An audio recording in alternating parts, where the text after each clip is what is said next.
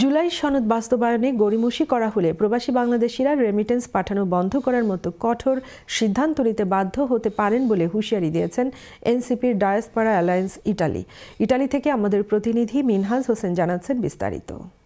জুলাই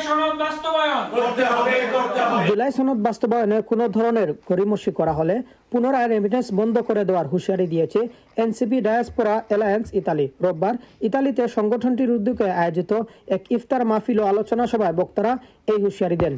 এদিন একযুগে ইতালির 5টি গুরুত্বপূর্ণ শহর রোম, ভেনিস, মিলান, জেনেভা ও নাপোলিতে একযুগে ইফতার মাহফিল ও সংগঠনের বর্ষপূর্তি উদযাপন করেছে এনসিপি ডায়াসপোরা অ্যালায়েন্স ইতালি। রোমে সংগঠনের আহ্বায়ক রাসেল মোহাম্মদের নেতৃত্বে, ভেনিসে সদস্য সচিব সালাউদ্দিন আখনের নেতৃত্বে, নাপোলিতে ছাত্র সচিব শ্রাবণের নেতৃত্বে এবং জেনেভায় পলিসি সচিব গুলাম কিবরিয়ার নেতৃত্বে পৃথকভাবে এই আয়োজন অনুষ্ঠিত হয়। আমরা জুলাই সনদ বাস্তবায়ন চাই, আমরা বাংলাদেশের নতুন সংবিধান সংস্কার চাই।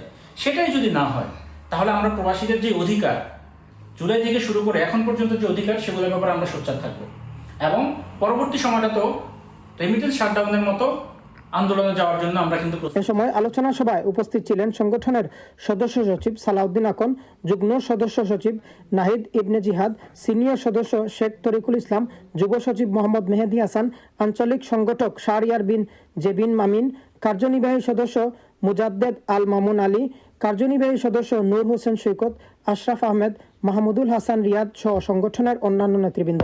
ইতালি থেকে Minhaj Hossain, channel S news.